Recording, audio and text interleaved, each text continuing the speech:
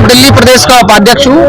आज जो हमारी मांगे हैं SC ST OBC पे जो अत्याचार हो रहे हैं, OBC की जाति जनगणना के लेकर हमारी उन मांगों के लिए OBC महासभा ने एक दिवसीय धरना प्रदर्शन यहाँ पे किया है और उसमें दिल्ली प्रदेश की टीम, बिहार की टीम, राजस्थान, छत्तीसगढ़ और मध्य प्रदेश की जो टीम, सबसे ज्यादा मध्य प्रदेश की टीम ने अपना इसमें ज्यादा भाग लिया है, क्योंकि हम लोगों के पास परमिशन 200 लोगों की थी, तो 200 वहाँ पे उसी तरीके से हम लोग अभी संख्या में आए हैं। नहीं तो मध्य प्रदेश का आप अगर कोई फेसबुक कोई चलाते होंगे हमारी OBC महासभा का, तो आप देख रहे होंगे प्रीतम मोदी ने अभी एक बहुत बड़ा वो किया था, वहाँ पे बंडा में जो बेटी हमारी उस पर अत्याचार हुआ, वहाँ एक इसका नाम अभी नहीं मैं ले रहा हूँ, उसके जो घर पे बुलडोजर क्यों नहीं चल रहा है, उसके लेकर भाई हमारी पूरी टीम वहाँ मध्य प्रदेश की लगी हुई है और इस तरह की इन सब चीजों पे हमारी एक धरना प्रदर्शन और ये मांग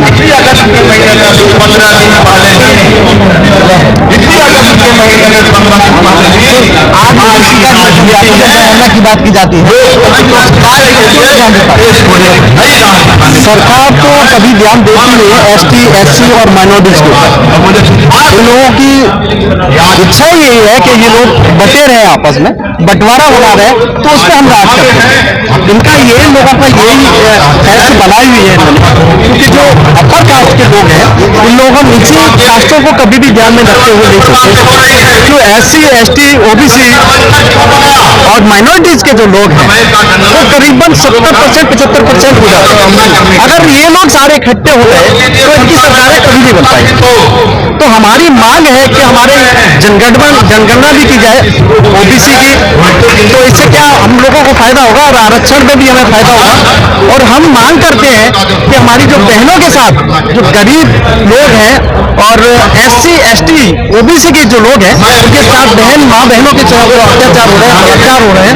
मध्य प्रदेश में हुआ, जालौर में हुआ, वो बच्चे के साथ हुआ, जो टीचर ने मारा उसको, उसके मटके से जो पानी पी लिया उसके देहात में उसको मारा। ये कौन सी इनकी राजनीति है, कौन सा मानसिकता है इनकी। तो हमारा यही कहना है, सरकार से हमारी मांग है, हमारा प्रधानमंत्री जी से डायरेक्ट मांग है कि लोगों को कुछ तो बोले, अपने मुंह खोले जरा, कुछ तो बोले। इन लोगों के ऊपर क्यों नहीं बोलते प्रधानमंत्री जी हमारे, क्यों नहीं बोलते? सवाल यही है हमारा कि इन लोगों का तो कोई नहीं है। किसी की मॉब लिंचिंग हो जाती है तो उस पर कौन लोग नहीं बोल पाते और मुंह बंद करते हैं। अगर कोई अपर कास्ट का कोई कांड हो जाता है तो उसमें सारे लोग, अभी त्यागी कांड हुआ वहाँ पे नोएडा में, उस पर त्यागी समाज पूरा इकट्ठा हो गया। क्योंकि ऐसा क्यों होगा? गाली गलौज करी उसने, उस पर एक्शन होना नहीं चाहिए। क्यों एक उसको दबा दिया जा रहा है, एक सांसद को दबा दिया गया वहाँ पे नोएडा में, क्यों, किस लिए? तो हमारी मांग है कि सबूत हो, प्रधानमंत्री जी से मांग है, डायरेक्ट मांग उनसे ये है कि हमारी जनगणना अवश्य होना चाहिए, क्योंकि हम जनगणना के हमेशा मांग करते रहे, कभी भी आप आज तक हमारी मांग नहीं कहते हैं लेकिन करते कुछ नहीं। बड़े बड़े वादे करते हैं, करते कुछ नहीं, क्यों नहीं होती? मांगे पूरी इसलिए नहीं हो पाती है क्योंकि देखो ऐसा है, उन्होंने क्या कर रखा है, हमारे ही समाज के लोग पट्टा पहना दिया उन्हें।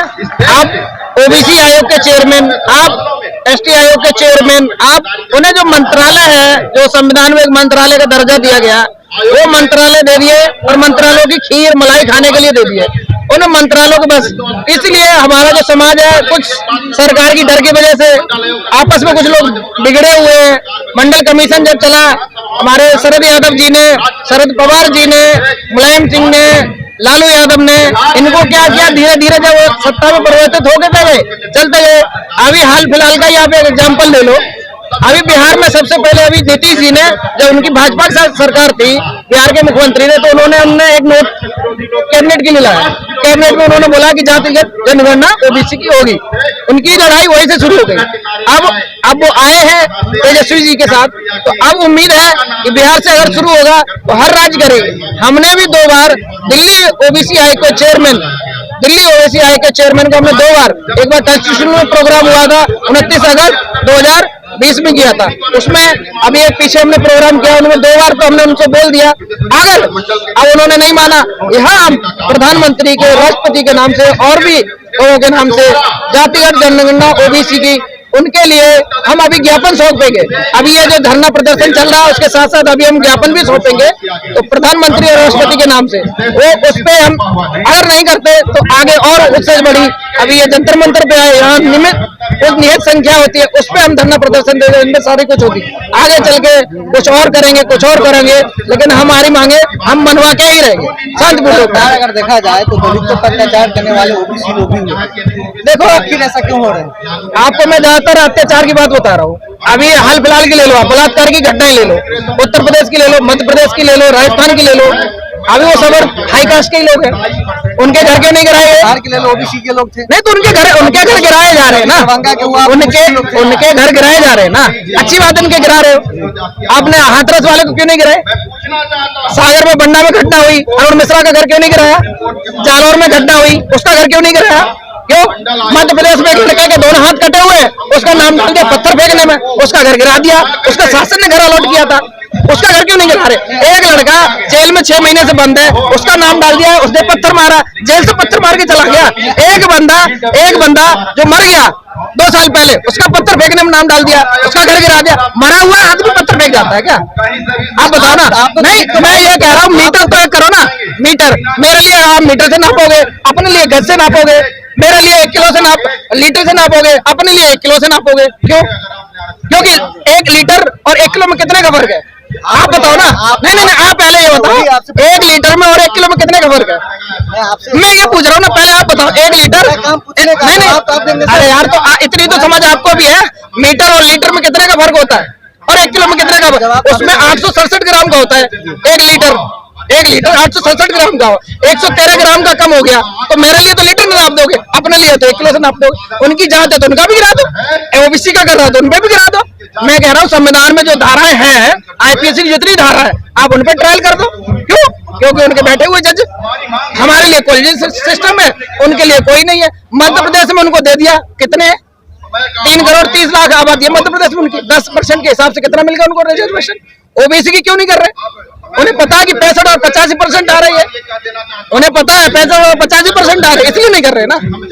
ओबीसी का अगर अत्याचार कर रहा है या एससी का कर रहा है, आपको पता है ये शुरू से ही शोषित लोग हैं। हो सकते हैं इसमें किसी और भी एक आदि वो हो, उनके लिए कोई ओबीसी पासवान उनको कोई समर्थन करती है, या बिहार में उन्होंने किया किसी ओबीसी आदमी ने, तो ओबीसी पासवान ने समर्थन किया। हम तो यही कह रहे हैं ना, उनका घर गिराओ तो इनका भी गिराओ, इनका गिराओ तो उनका। चौराहे पे नाम क्यों नहीं उनके लिखवाए बलात्कारियों के? जब घटना हुई, जब बेटी को जलाया गया, वहाँ पुलिस के सामने आरोपियों के समर्थन में पंचायत हो रही थी, तो उन पर लाठी क्यों नहीं बजाई? उन पर लाठी क्यों नहीं बजाई?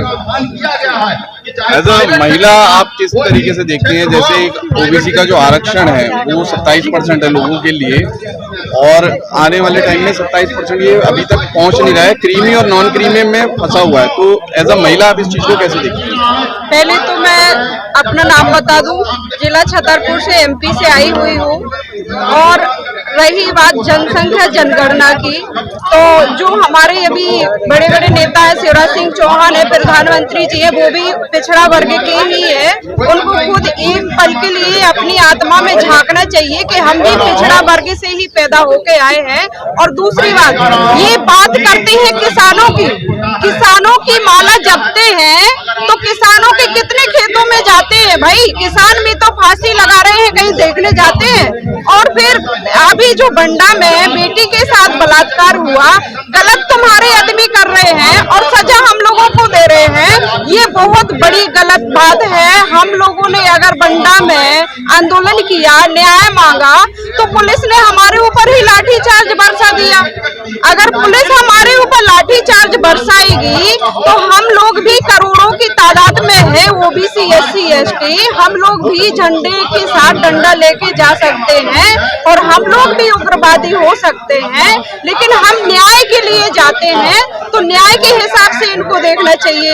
ये तो सरकार ने वो कर लिया है कि मुंह में राम बगल में छोरी, ठीक है। तो मैं सरकार से यही कहूंगी कि हम लोगों की करोड़ों की तादाद में अगर जन जनसंख्या बिखर जाएगी ना तो हम सत्ता बनाते भी हैं और सत्ता को हम बिगाड़ते भी हैं। तो आगे के लिए इन लोग अपनी सतर्क रहे और हम लोग चुप नहीं रहेंगे। चुप्पी वो साधते हैं जिनको कुछ करना नहीं आता है। हम एक दिन नहीं बैठे रहेंगे और आगे अभी और आंदोलन करेंगे, उसमें और सतर्कता के साथ। आखिरी सवाल ये है सर, इनसे लास्ट बस आखिरी सवाल ये है कि ओबीसी महासभा अब कितने बड़े राष्ट्रीय स्तर पर इसका विस्तार कैसे करेगी? देखो, संगठन हमारा धीरे धीरे मजबूत हो रहा है और एमपी में देख लिया होगा, आप लोगों ने शायद सोशल मीडिया पे भी देखा होगा, वैसे भी देखा होगा। तो जितना है कि हम 2023 से पहले जितना भी हो सकता है बड़ा, सबसे बड़ा आंदोलन खड़ा करने वाले। आने वाले 2024 के जो आम चुनाव होंगे, क्या आप लोगों का असर देखने को मिलेगा या नहीं? बिल्कुल मिलेगा, क्योंकि ओबीसी और एसटी, एससी और माइनॉरिटीज है। अगर वो हम लोग दरखास्त करते हैं उन लोगों से कि सारे इकट्ठे होकर 2024 का चुनाव जो है इनकी दादागिरी खत्म कर लें, क्योंकि जब तक हम लोग इकट्ठे नहीं होंगे, होता यह है कि माइनॉरिटीज को अलग कर दिया जाता है, एससी को अलग कर दिया जाता है, ओबीसी को अलग कर दिया जाता है, एसटी को भी अलग कर दिया जाता है। क्योंकि डाइवर्सन कर देते हैं, कुछ करके कैसे भी करके फूट डाल के ये डाइवर्सन करते हैं। इसीलिए हमारा सभी ओबीसी, एसटी, एससी, माइनॉरिटी से मेरी दरख्वास्त है कि सब एकत्र होकर 2024 के चुनाव में एक होके जो ओबीसी की संगठन से काम करेगा उसके साथ हम खड़े, और आरक्षण जो हमें देगा उसके साथ हम लोग खड़े रहेंगे।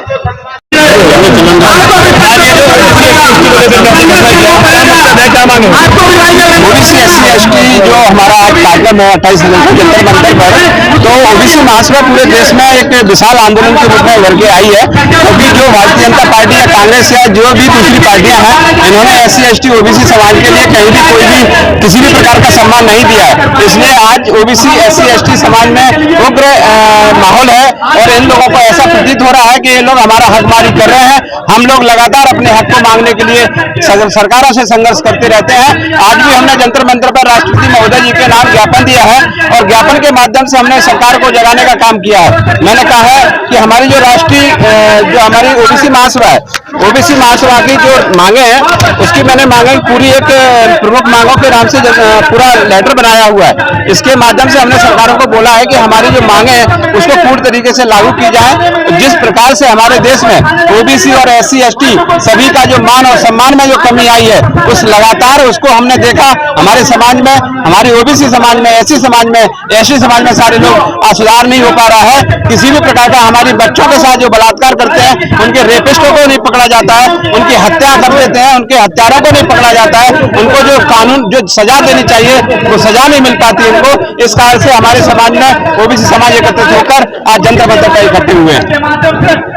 आने वाले समय में ये जो संगठन आपको दिखाई दे रहा है, इसी तरीके से मजबूती के साथ दिखाई देगा क्या? देखिए, आप इस बात को देखा ये गया है कि जहाँ पर उत्पीड़न होता है वहाँ पर ओबीसी समाज के लोग भी शामिल होते हैं। देखिए, मैं आपको बता दूं, ओबीसी समाज भारत में लगभग 65% निवास करता है, मैं आपको बता देता हूं। लेकिन षड्यंत्र पूर्वक जो ब्राह्मणों की बात करके, ब्राह्मणों की, ठाकुरों की बात में आकर के ये कहते हैं कि ये लोग ओबीसी समाज के लोग इनकी बातों में आ जाते हैं और इनके बाद एससी एसटी ओबीसी के लोगों पर क्राइम करते हैं। तो हम उनका भी विरोध करते हैं कि आप लोग भी समझ जाइए, आज ओबीसी समाज एक शिक्षित समाज होने जा रहा है। आप सभी लोग संगठित होकर के ओबीसी समाज को, मोदी जी पिछड़े वर्ग से आते हैं, तो इस बारे में क्या कहेंगे? पिछड़े वर्ग से किसने कहा आते हैं? मोदी जी को आपने देखा है ना, मोदी जी को मैं बार बार यही बोलता हूँ, मोदी जी का एक ही काम है, ये ओबीसी के नाम पर इनको खड़ा किया गया। 2001 की जनगणना से पहले ये सामान्य में थे, 2001 की जनगणना के बाद इनको ओबीसी में लाया गया है। इसीलिए लाया गया है कि ओबीसी के हक और अधिकारों को मारने के लिए। आप उनको ओबीसी मानते हैं या नहीं? नो, मैं ओबीसी नहीं मानता। ऐसे ओबीसी को बहुत सारे ओबीसी आते हैं, ऐसे ओबीसी को कुछ नहीं करना। धन्यवाद।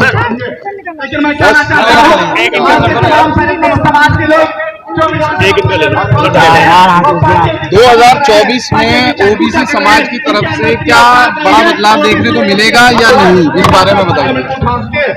2024 अभी बहुत दूर है, मैं 2023 की बात करता हूं। मध्य प्रदेश के अंदर आपको बदलाव देखने को मिलेगा और ओबीसी महासभा जिस तरह से जन आंदोलन खड़ा कर रही है मध्य प्रदेश के अंदर, आप बहुत जल्दी इसको देखेंगे कि मध्य प्रदेश के अंदर बदलाव होगा। 2023 में किस तरीके का बदलाव दिखाने की कोशिश कर रहे हैं? बिल्कुल, ओबीसी समाज को हमने संगठित कर लिया है और जो भी कांग्रेस या और बीजेपी पार्टी के अंदर हमारे ओबीसी वर्ग के जो नेता मंत्री विधायक बैठे हुए हैं वो निश्चित वहां से त्रस्त हैं और वो एक एक करके पार्टियां छोड़ करके ओबीसी महासभा को ज्वाइन करेंगे और ओबीसी की ताकत बनेंगे और ओबीसी को की आवाज को आगे बढ़ाएंगे। कोई भी एक पॉलिटिकल पार्टी चाहिए होती है सत्ता को हथियाने के लिए, तो आप किसको सपोर्ट करने जा रहे हैं? बहुत जल्दी आपको वो तीसरा फ्रंट मध्य प्रदेश के अंदर देखने को मिलेगा।